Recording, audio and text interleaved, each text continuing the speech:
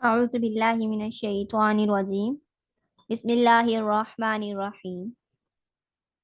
حضرت آدم علیہ السلام سب سے پہلے انسان ہیں جن کو اللہ تعالیٰ نے دنیا میں بھیجا اور سب سے پہلے نبی ہیں۔ آپ ہی کی اولاد ساری دنیا میں پھیلی۔ آپ کا ذکر قرآن پاک میں 19 بار آیا ہے۔ جب اللہ تعالیٰ نے دنیا کو آباد کرنے کا ارادہ کیا تو اس نے فرشتوں سے کہا، میں دنیا میں اپنا ایک نائب یعنی خلیفہ بنانا چاہتا ہوں۔ فرشتوں نے کہا، اے اللہ، تو دنیا میں ایسے شخص کو نائب بنانا چاہتا ہے جو خرابیاں کرے اور خون کرتا پھرے۔ ہم تیری تعریف کرنے کے ساتھ ساتھ تیری تسبیح اور پاکی بیان کرتے رہتے ہیں۔ اللہ تعالیٰ نے فرمایا، میں وہ باتیں جانتا ہوں جو تم نہیں جانتے۔ اللہ تعالیٰ نے حضرت آدم علیہ السلام کو سب چیزوں کے نام سکھا دیے، پھر ان کو فرشتوں کے سامنے کیا اور فرمایا، اگر تم سچے ہو تو مجھے ان کے نام بتاؤ۔ انہوں نے کہا کہ تو پاک ہے، جتنا علم تو نے ہم کو بخشا ہے اس کے سوا ہم کو کچھ نہیں معلوم۔ پھر اللہ تعالیٰ نے فرشتوں کو حکم دیا کہ تم آدم کو سجدہ کرو، تو وہ سب سجدے میں گر پڑے مگر شیطان نے سجدہ نہیں کیا۔ اللہ تعالیٰ نے حضرت آدم علیہ السلام سے کہا کہ تم اور تمہاری بیوی جنت میں رہو اور جہاں سے چاہو کھاؤ پیو، مگر ایک خاص درخت کے متعلق حضرت آدم علیہ السلام کو منع کر دیا کہ اس کے قریب بھی نہ جانا ورنہ تم بھی ظالموں میں سے ہو جاؤ گے۔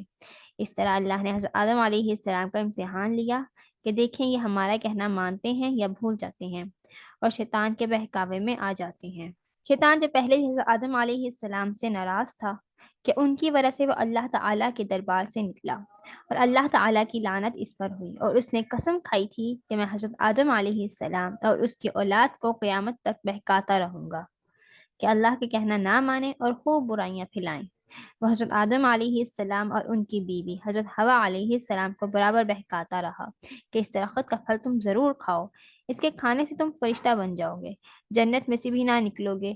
آخر ایک دن حضرت آدم علیہ السلام اور حضرت حوا علیہ السلام بھول سے شیطان کے بہکاوے میں آ گئے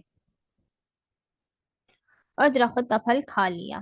پھل کھاتے ہی دونوں برہنہ ہو گئے اور جنت کا لباس ان کے بدن سے غائب ہو گیا اور وہ جنت کے پتوں سے اپنے بدن کو چھپانے لگے۔ اللہ تعالیٰ نے حضرت آدم علیہ السلام سے کہا کہ ہم نے کہہ دیا تھا کہ اس درخت کے پاس بھی نہ جانا اور شیطان کے کہنے میں نہ آنا، وہ تمہارا دشمن ہے۔ تم اس کے کہنے میں آ گئے، اب تم اور حوا جنت سے چلے جاؤ اور دنیا میں جا کر رہو۔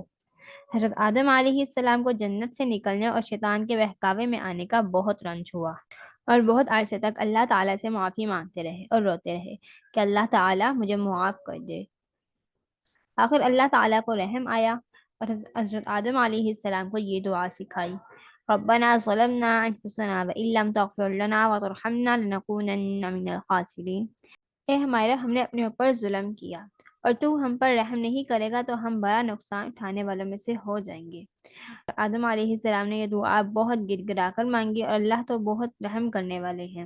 جب کوئی بندہ گناہ کر لیتا ہے اور سچے دل سے توبہ کر لیتا ہے کہ اے اللہ یہ گناہ مجھ سے غلطی سے ہو گیا، آئندہ ایسا نہ کروں گا، تو وہ معاف کر دیتے ہیں۔ چنانچہ آدم علیہ السلام کو بھی اللہ تعالیٰ نے معاف کر دیا اور پھر کہا کہ تم اور تمہاری اولاد دنیا میں رہو اور یہ بات یاد رکھو کہ جب میری طرف سے کوئی نبی میری ہدایت لے کر تمہارے پاس آئے تو تم اس کا کہنا ماننا۔ جو میرے بھیجے ہوئے نبیوں کا کہنا مانے گا اس کو پھر نہ کوئی خوف ہوگا اور نہ غم ہوگا، اور جو لوگ میرے نبیوں کی بات کو نہیں مانیں گے اور ہماری آیتوں کو جھٹلائیں گے وہ دوزخ میں جائیں گے اور ہمیشہ اسی میں رہیں گے۔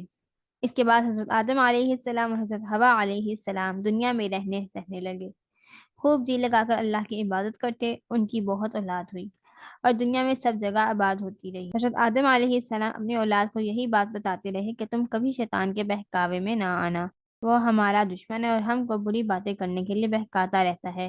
ہمیشہ اللہ کی عبادت کرنا، سچ بولنا، کسی پر ظلم نہ کرنا، ایک دوسرے کی نیک کاموں میں مدد کرتے رہنا۔ آخر کار حضرت آدم علیہ السلام 900 سال زندہ رہ کر وفات پا گئے۔